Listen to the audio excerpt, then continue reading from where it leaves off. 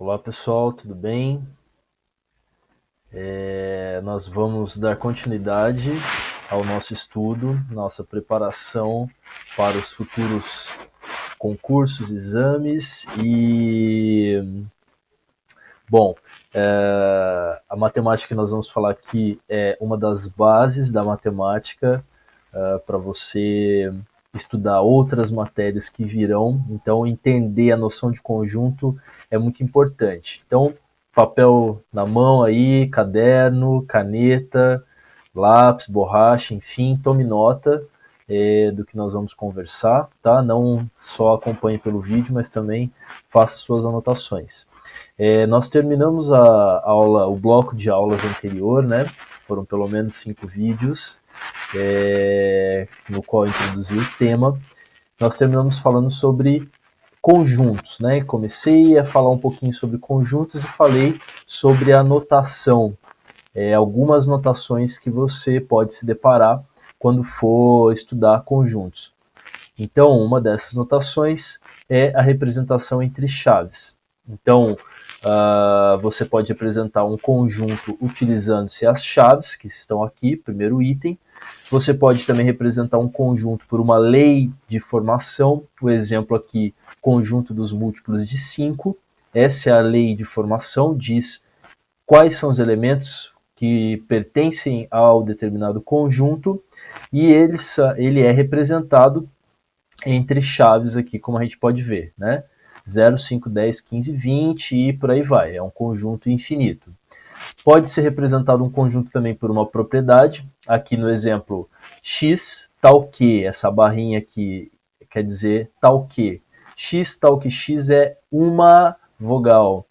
Indica o conjunto A, E, I, O, U. Né? Poderia ser qualquer outra propriedade aí que você quisesse, né? Bom, e uma representação bastante comum também é a utilização do diagrama de Euler ou diagrama de Venn, que por meio de círculos ou retângulos, enfim, qualquer figura geométrica que seja representada por uma linha fechada, você consiga separar os elementos que pertencem a um determinado conjunto do todo, né? Que vai receber um nome, nós vamos saber hoje o que é esse todo, né?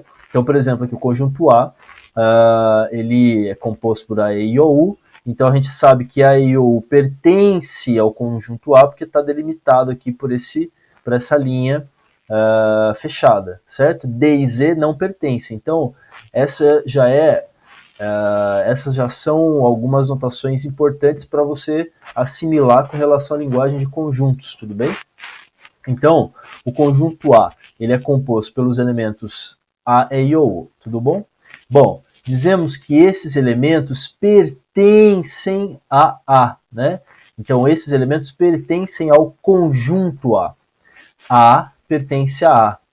Na linguagem matemática, a gente usa esse símbolo que lembra um E, né? Que quer dizer pertence. Então, A pertence a A. Mas D, por exemplo, não pertence a A. Então a gente vai escrever D, o mesmo símbolo agora com traço, né? Como se fosse uma placa de trânsito indicando proibido. D não pertence a A, tá certo? Então estudo revisão. E aí nós vimos o conjunto, uma representação para os conjuntos que são utilizados na matemática do ensino médio. Então nós vimos aqui o conjunto dos números naturais, por exemplo, o número 10 pertence ao conjunto dos números naturais, o menos 5 pertence ao conjunto dos números inteiros, o 3/4 pertence ao conjunto dos números racionais, o π, o raiz de 2, pertence ao conjunto dos números reais, o raiz de menos 4, raiz de menos 3, raiz de menos 9, qualquer raiz de um número negativo pertence ao conjunto dos números complexos, né? E há ainda uma outra forma de falar sobre essa representação aqui. Eu posso dizer que o conjunto dos números naturais está contido no conjunto dos números inteiros, assim como o conjunto dos números inteiros está contido no conjunto dos números racionais. Então, entre conjuntos, nós usamos essa outra linguagem. Um conjunto está contido em outro, ou um determinado conjunto contém um outro. Tudo bom? Ok. Então, nós estudaremos ao longo dos nossos encontros os conjuntos dos números naturais, que é o mais elementar de todos, está representado aqui, 0, 1, 2, 3, por aí vai, o conjunto dos números inteiros, conjunto dos números racionais, que nós já vimos um pouco como eles são formados na nossa aula anterior, né, no nosso conjunto, nosso bloco de aulas anterior, o conjunto dos números reais, o conjunto dos números complexos também, que é bastante interessante, como eu já havia comentado. Bom, há algumas notações especiais, digamos assim, para esses conjuntos, eu vou falar brevemente sobre elas. Então, tendo os números naturais aqui representados, se eu tiver o mesmo símbolo que indica o conjunto dos números naturais e um asterisco, o que isso quer dizer? Ele quer dizer o seguinte, que o conjunto dos números naturais com asterisco vai ser o conjunto dos números naturais menos o elemento zero. Então, vai ser 1, 2, 3, 4, 5, né? Certo? Começa a partir do 1, exclui o zero. Esse asterisco ele vai excluir o zero. Então, veja aqui, o conjunto dos números inteiros, ele abrange os números negativos, o zero e os números positivos, mas se eu tiver a representação para o conjunto dos números inteiros, esse z com asterisco, eu vou ter os números negativos e os números positivos e não vou ter o zero. Tá? Uma outra representação também seria essa, onde tem um z e um sinal de mais subscrito. Então, para essa representação aqui, eu estou falando dos números inteiros não negativos. Então, eu coloco o zero e coloco os números positivos na sequência. Esse conjunto aqui coincide com o conjunto dos números naturais. É uma igualdade aqui de conjuntos. Também posso ter o conjunto dos números inteiros não positivos, né? Então, vem aqui desde o infinito pelo lado negativo, né? E abrange todos os números negativos até, inclusive, um número que não é negativo, que é o zero, né? Agora, se eu quiser tirar o zero também desse conjunto e só representar os números positivos, eu escrevo z, um asterisco, um sinal de mais, tiro o zero e escrevo lá 1, 2, 3, 4, 5, 6, 7, até quando eu quiser.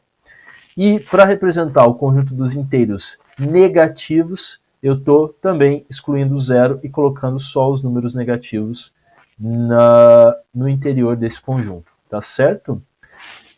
Existem também essas representações para o conjunto dos números racionais, sem zero, não negativos, não positivos, negativos, perdão, positivos e para os números reais também, tá certo? Vamos em frente.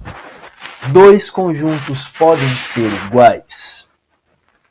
Nós vimos, né, no exemplo anterior, falando sobre os conjuntos dos números naturais, inteiros e etc., que sim, havia um caso lá, na verdade havia mais de um, a gente poderia ficar fazendo várias associações em que dois conjuntos eram iguais. Né?